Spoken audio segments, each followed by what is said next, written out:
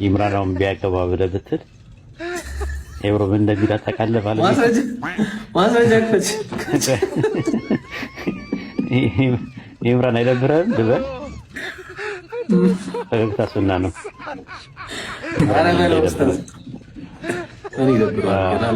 መጀመሪያ ሲያወራት በጌታ ይሁንብኝ በጣም ነው የምወድሽ፣ አንቺ ግን ትወጂኛለሽ ይላታል።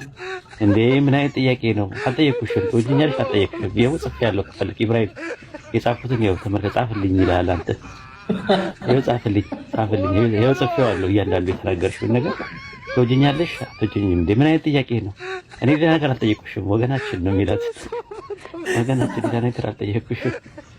ከዛ በኋላ እንዴ ምን ጥያቄ አለው? እኔ እወድሃለሁ ስትለው ማስረጃ አምጪ ይላታል። ኧረ ኡስታዝ የትኛው ፓርት እንደተመቸኝ ታውቃለህ?